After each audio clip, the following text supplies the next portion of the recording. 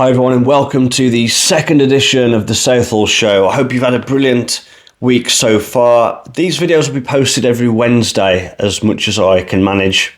Barring death, despair and destruction, it'll be every Wednesday where I can help it. So I've got two topics I want to talk about today. The first being Bovaer, and later getting on to the latest immigration statistics being revised. So going on to Bovaer, we'll go to Sky News. What is the cattle feed additive Bovaer, and why is it leading to shoppers pouring milk down the toilet? Since the announcement of a trial to feed British cows the additive Bovaer, shoppers have threatened to boycott products made by Arla, as well as three major supermarkets working with the brand. So I'm going to go over the whole premise of this whole experiment.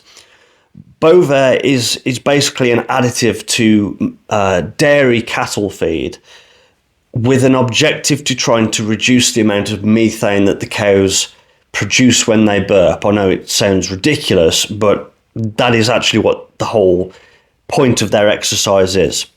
Let's have a look at the tongue-twisting compounds found in this. 3-nitrooxypropanol is the main ingredient that supposedly works by breaking down in the cow's digestive system and mixing with whatever compounds is in the food that they've digested to reduce the amount of methane being produced when they burp.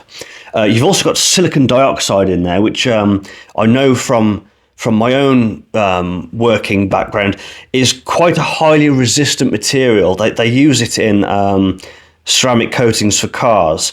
It's quite scratch proof. It goes on top of the paintwork and hardens like a resin on top of the clear coat to make it scratch resistant. And I also know that it has a high melting point of over 1,000 degrees Celsius. So what this is doing in a animal food additive, I don't know.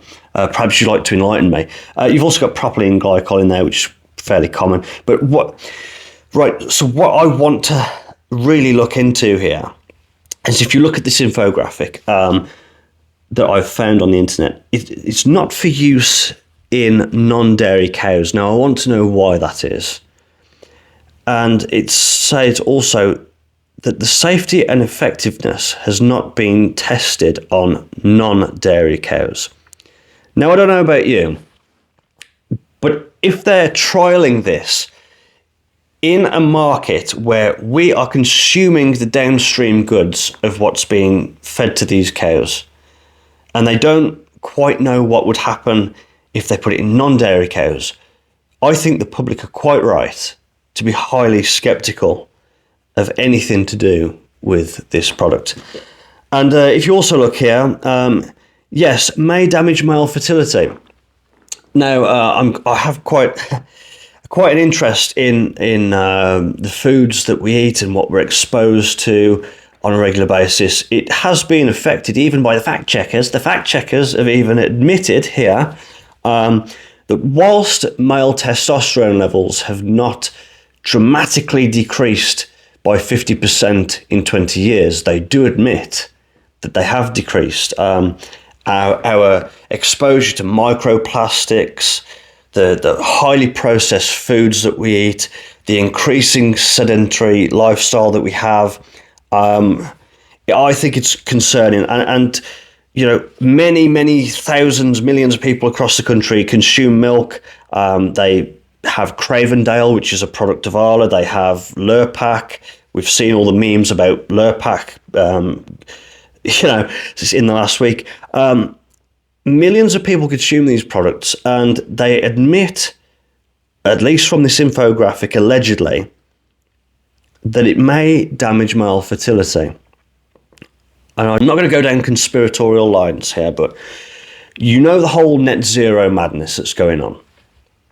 And you know that the farmers have all of these regulations, the targets for rewilding. They have to dedicate so much land for solar panels. They've also been hit by the recent IHT increase.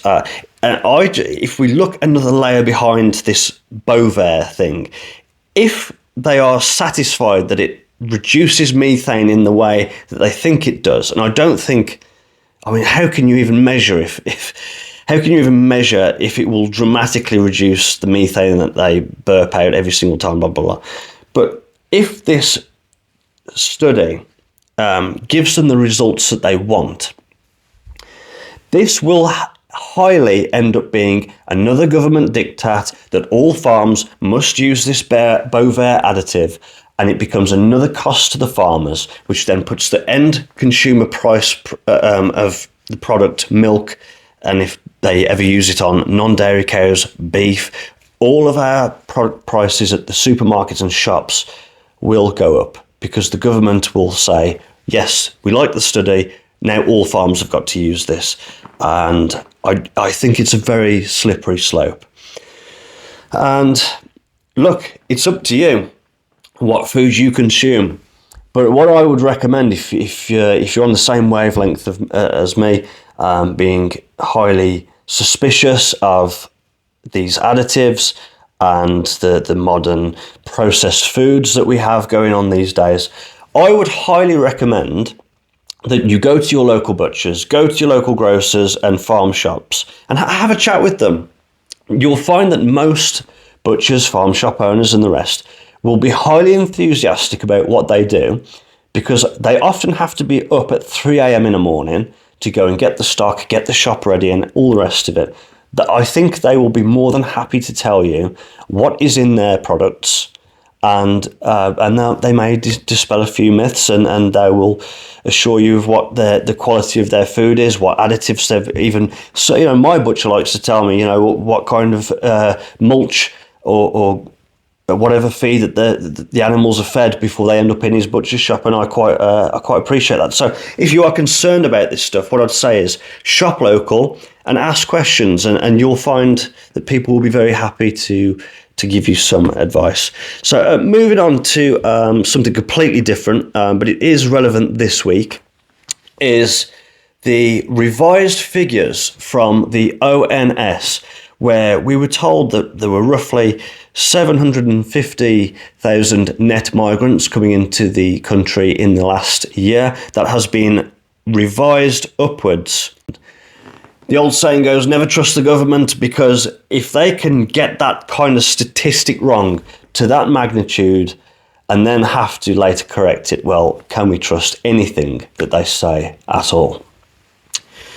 And on top of that, we have a statistic of 16% of the 3.1 million migrants, non-EU migrants in the last 6 years, only 16% of them were for worker applications.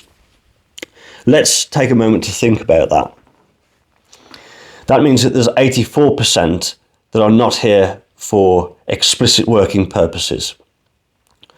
With the magnitude of high migration that we have right now, the inflation that we have, the housing shortages, you can't get a doctor's appointment, hospitals are overstretched, the police can't do their jobs because they're just massively weighed down with bureaucracy and, to some extent, arresting people for tweets instead of violent crime. But that's just a totally different topic. The fact of the matter is, the population of this country has boomed to such a high degree in a short space of time that we are all suffering the consequences. Now, when you see the statistic of 16% for here for working purposes, we are not benefiting from this.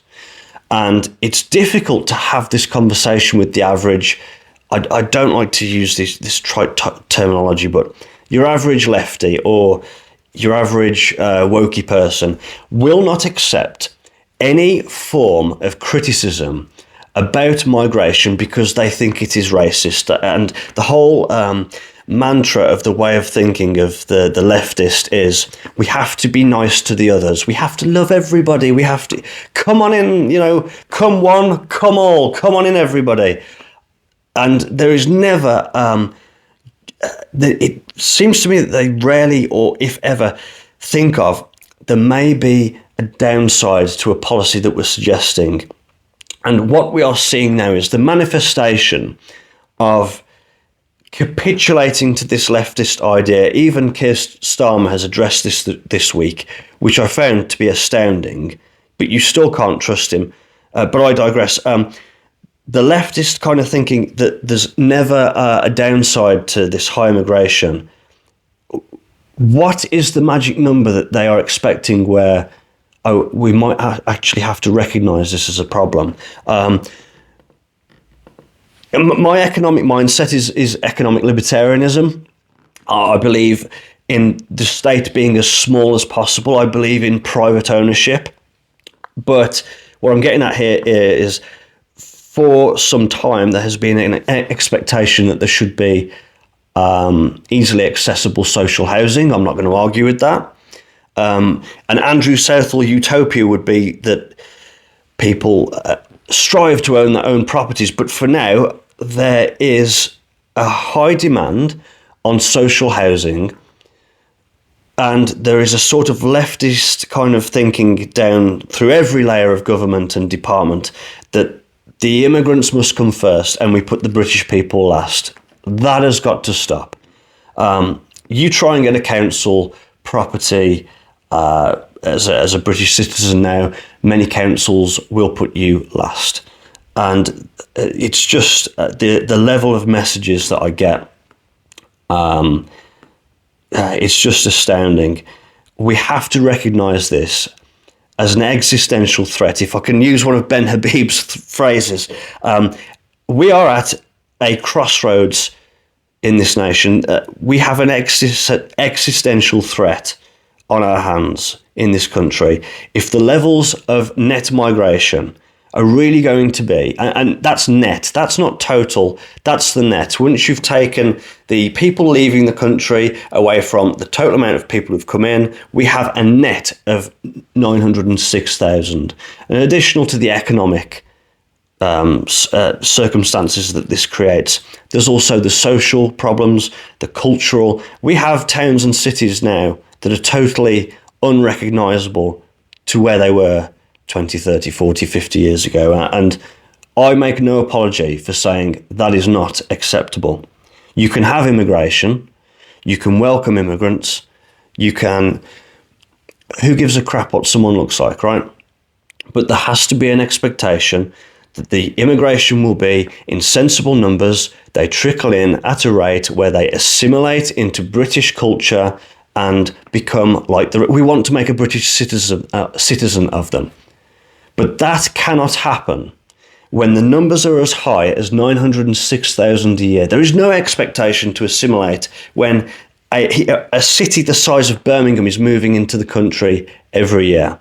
And the revelations this week, as highlighted by Keir Starmer, as I've said, which is quite preposterous for him to even admit, that this experiment has proved that the Conservative Party has lied to our faces.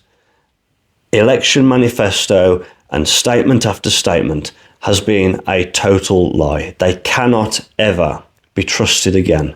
They can put a new bullcrap salesman at the front of their party, but the lies will always be the same. They have no intention of solving the high immigration problem in this country.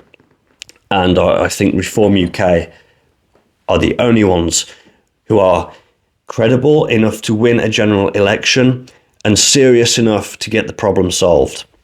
I'd like to know your thoughts on this.